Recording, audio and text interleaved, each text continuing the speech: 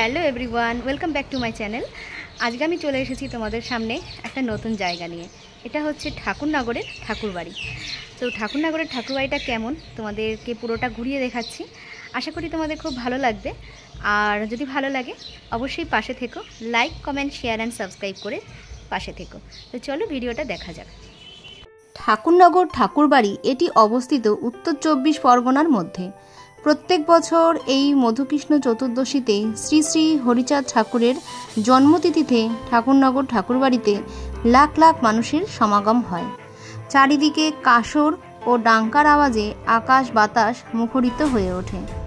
মধুকৃষ্ণ ত্রয়োদশীতে পুণ্য স্নানের যোগে কামনা সাগরে ডুব দিতে আসে বহু মতুয়া ভক্ত ধর্মাবলম্বীরা।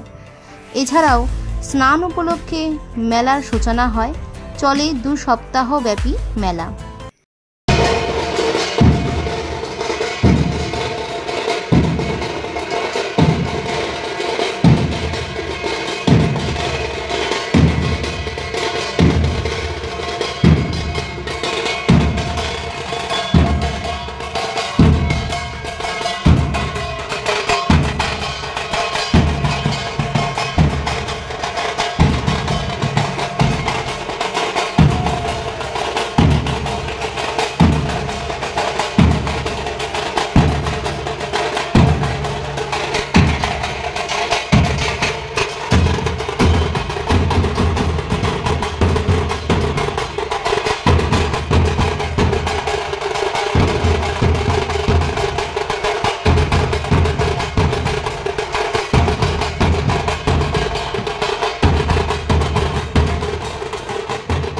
প্রতিদিন মন্দিরে পুজো হয় কাসর ও ডাঙ্কা বাজিয়ে।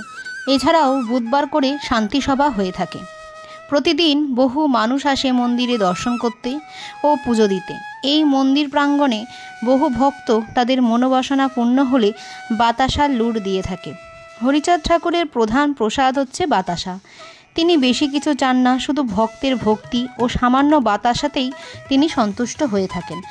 আর মন্দিরের সামনে আছে নাট মন্দির, আর নাট মন্দিরের পাশেই আছে কামনার সাগর, যেখানে বহু ভক্তরা আসেন এই কামনার সাগরে ডুব দিতে।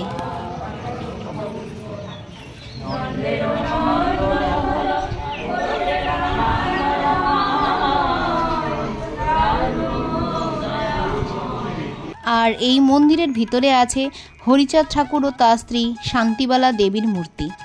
এই হরিচাঁদ মেলার আবির্ভাব হয়েছিল বাংলাদেশের ওরাকান্দি জেলাতে এই মধুকৃষ্ণ ত্রয়োদশীতে। পশ্চিমবঙ্গের সাথেও বাংলাদেশেও এই মধুকৃষ্ণ চতুর্দশীতে ওরাকান্দিতেও স্নানের যোগ চলে। আর এই মাঠটিতেই হয় বিশাল মেলা, যা এই পুণ্য স্নানের দিন থেকে শুরু হয়। আর সামনে যে নাট মন্দির আছে, সেই নাট মন্দিরে বহু ভক্তের সমাগম হয়ে থাকে। মন্দিরের দুই পাশে আছে 2টি সুবৃহৎ জানলা। আর এই জানলাটার মধ্যে দেখো কত সুন্দর নিখুঁত হাতের কাজ করা রয়েছে। আর মন্দিরের পিছন দিকে রয়েছে গুরুচাঁদ ঠাকুরের মন্দির। মন্দিরের সামনে ও পিছনে 2 দিকেই সিঁড়ি আছে নামা ও ওঠার জন্যে।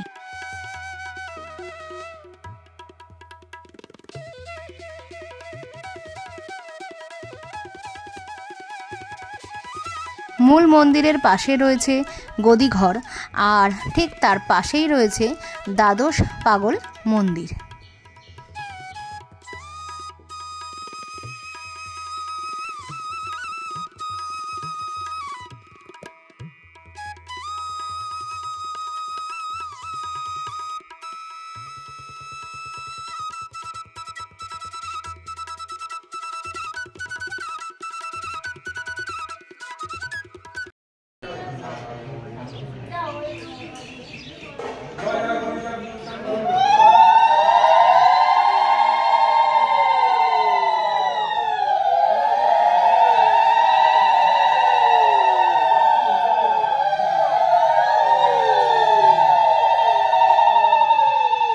ভারত বাংলাদেশ ট্রেনটাও কিন্তু এই ঠাকুরনগরের ওপর দিয়েই যায়।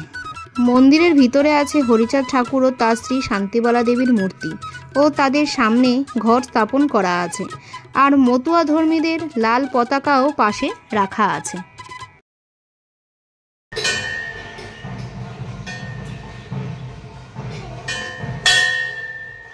মন্দিরের কাঠের দরজাটিতেও খুব সুন্দরভাবে কারুকার্য করা রয়েছে, নিখুঁত হাতের কাজ দেখেই বোঝা যায়। আর ওপরে রয়েছে একটা ঝাড়বাতিও।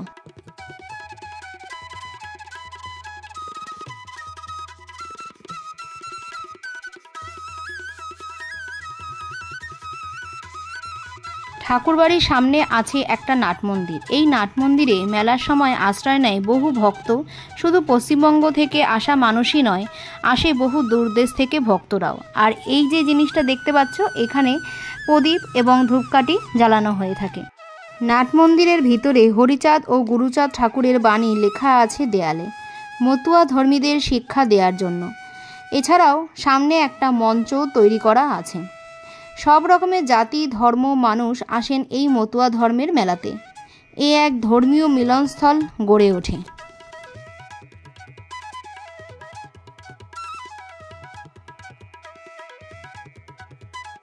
এই হলো সেই মঞ্চ যা নাট মন্দিরে আছে, অল ইন্ডিয়া মতুয়া মহাসংঘ। এই নাট মন্দিরে কিন্তু সবসময়ই কিছু ভক্ত থাকেন এখানে আশ্রয় গ্রহণ করে।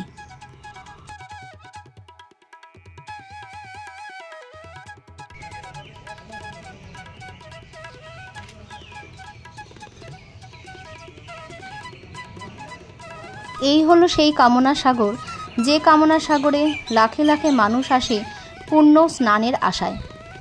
মধুকৃষ্ণ চতুর্দশীর দিন বিশেষ তিথিতে স্নান হয়ে থাকে। কথিত আছে এই কামনা সাগরে একবার ডুব দিয়ে ভক্তের মনস্কামনা ঠাকুরকে বললে ঠাকুর তা অবশ্যই পূরণ করেন। আর সেই কারণে বহু মানুষ ছুটে আসে এই পূর্ণভূমি ঠাকুরনগর ঠাকুরবাড়িতে। কামনা সাগরের ঠিক পাশে আছে একটি ছনের ঘর। আর এই ঘরটিতে কিছু সাধু সন্ন্যাসীরা থাকেন, আর এখানে গান বাজনাও হয়ে থাকে। এই খড়ের ছাউনির ঘরের মধ্যে দিয়ে আছে একটা গাছ, আর সেই গাছটিকে বেদি আকারে মাটি দিয়ে করা আছে।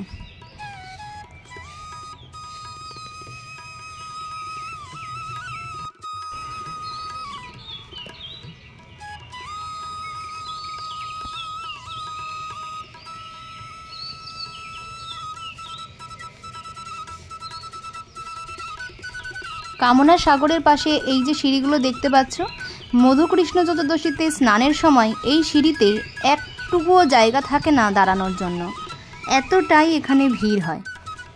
শান্তনু ঠাকুরের দ্বারা এখানে স্মৃতিমঞ্চ তৈরি করা হয়েছে বড় মায়ের।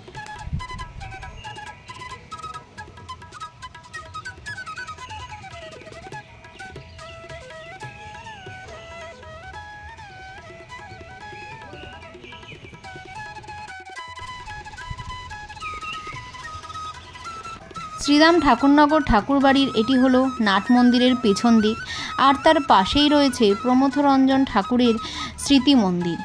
এখানে প্রমথরঞ্জন ঠাকুর ও তার স্ত্রী বীণাপাণি দেবী বা বড় মায়ের মূর্তি এখানে রাখা আছে।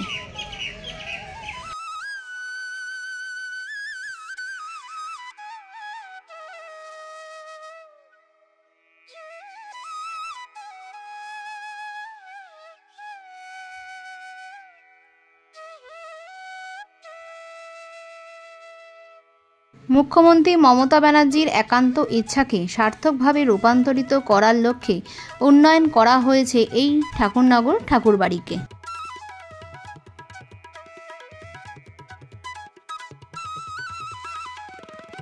এটা হলো সেই মাঠ, যে মাঠে ঠাকুরনগর ঠাকুরবাড়ির মেলা অনুষ্ঠিত হয়ে থাকে প্রত্যেক বছর।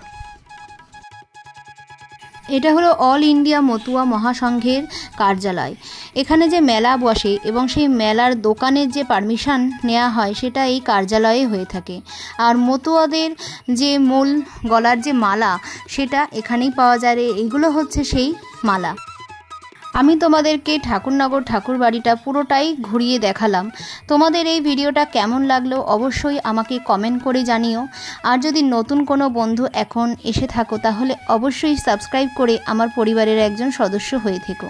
আর যদি ভিডিওটা ভালো লাগে অবশ্যই একটা লাইক করে দিও।